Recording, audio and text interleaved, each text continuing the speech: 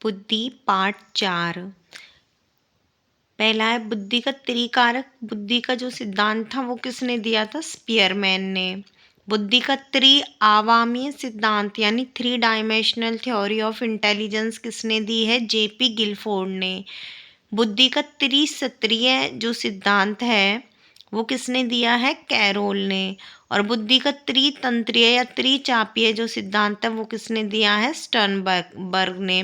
तो ये त्रि वाले हैं, इनमें कन्फ्यूजन होती है, तो ध्यान से देखें। त्रिकारक स्पीयरमैन, त्रिआयामी गिलफोर्ड, त्रिस्तरीय स्तर कैरोल। ध्यान से देखना, एक दूसरे से मैच कहते हैं। त्रिस्तरीय कैरोल और त्रितंत्रीय या त्रिचापीय स्टर्नबर्ग ने दिया था।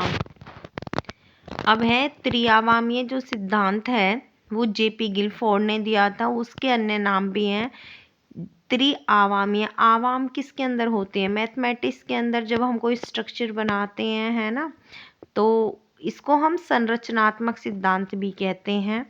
इसमें त्रिआयामी यानी 3 डायमेंशन मॉडल होते हैं, तो इसे बुद्धि का मॉडल भी कहा जाता है और डिब्बे की आकृति में बुद्धि का सिद्धांत भी कहा जाता है। तो त्रिआयामी सिद्धांत जो कि जेपी गिलफोर्ड ने दिया था, इसके कुछ अन्य नाम हैं बुद्धि का संरचनात्मक सिद्धांत, बुद्धि का मॉडल और डिब्बे की आकृति में बुद्धि का सिद्धांत।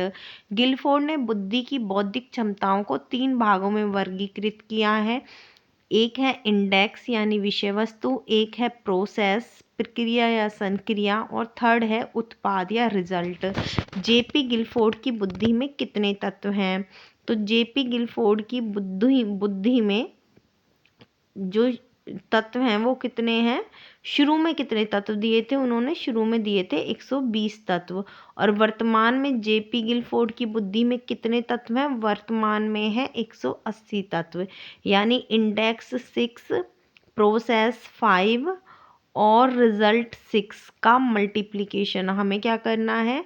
Index multiply by process multiply by result, यानी 6 मल्टीप्लाई बाई 5 मल्टीप्लाई बाई 6, तो हो जाएगा 180। ठीक है। स्टार्टिंग में जो जेपी गिलफोर्ड थे, इन्होंने कारकों की जो संख्या दी थी ना वो 120 दी थी। यानी कि इंडेक्स के लिए 5 यूज किया गया था, प्रोसेस के लिए 4 और रिजल्ट के लिए 6। तो 5 चौक 20, 20 छिक्के 120। फिर इन्होंने पहली बार संशोधन किया और अब इन्होंने क्या किया था? इंडेक्स की वैल्यू सेम थी 5, लेकिन जो प्रोसेस थे उसके जो फैक्टर थे उनको चेंज करके 5 कर दिया। तो 5 इंटू 5 इंटू 6 कितने हो गए? टोटल 150। फिर उन्होंने दूसरा संशोधन किया जिसके अंदर इन्होंने जो इंडेक्स थे उनके जो तत्व थे उनको भी चेंज करके 6 कर दिया। मतलब वो पहले 5 थे, पहले संशोधन में भी 5 ही रहे, लेकिन दूसरे संशोधन में बदल करके इंडेक्स की वैल्यू 6 कर दी गई। और पहले संशोधन में किस चीज़ को चेंज किया था? प्रोसेस के जो तत्व थे उनको 5 कर दिया गया था 4 से। तो अब दूसरे संशोधन में 6 गुना 5 गुना 6, तो टोटल कितने हो गए? 180। तो दोबारा देख सकते हो आप यहाँ स्टार्टिंग में कितने थे? कंटेंट, प्रोसेस और रिजल्ट 5, 4, 6। पहले संशोधन में प्रोसेस की वैल्यू 5 कर दी गई, तो 5 इंटू 5 इंटू 6 150 हो गए। और सेकंड संशोधन के अंदर कंटेंट या जो इंडेक्स था उसकी वैल्यू 6 कर दी गई, तो 6 इंटू 5 इंटू 6 कितने हो गए? 180। उसके बाद गिलफोर्ड के बाद हम पढ़ेंगे बुद्धि का त्रिस्तरीय सिद्धांत। ये दिया था कैरोल ने।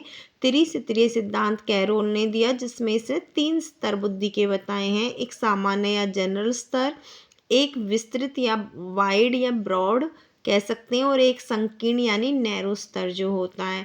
सामान्य स्तर जो था इसका जनरल, वो स्पीयरमैन की जनरल बुद्धि जो स्पीयरमैन ने दी थी उसके साथ मैच करता था। और जो इसका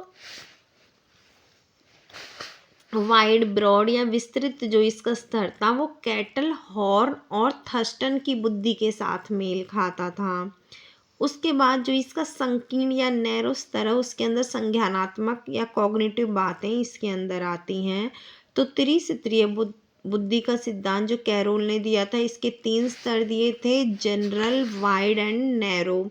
जनरल स्पीयरमैन के साथ मेल खाता है, वाइड के अंदर कैटल, हॉर्न और थर्स्टन की बुद्धि से मैच होता है, और थर्ड जो नैरो है उसके अंदर कॉग्निटिव जो हैं थिंग्स वो आती हैं।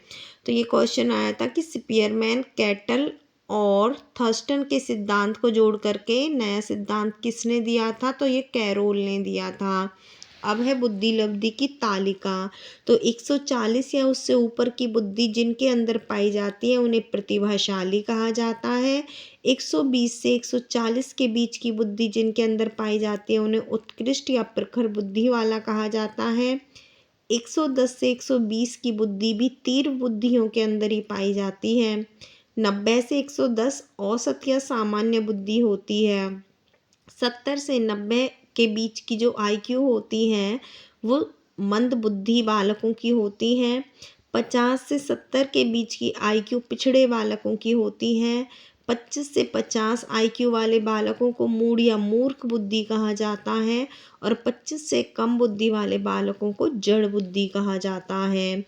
आगे है संपुष्ट कार्यक्रम किसके लिए किए जाते हैं, प्रतिभाशाली बच्चों के लिए। बाल अपराध की तरफ जाने वाले बच्चों की बुद्धि कैसी होती है, मंद बुद्धि। हस्तकरघा यानी हैंडीक्राफ्ट की शिक्षा किन बच्चों को देनी चाहिए, मंद बुद्धि बालकों के लिए।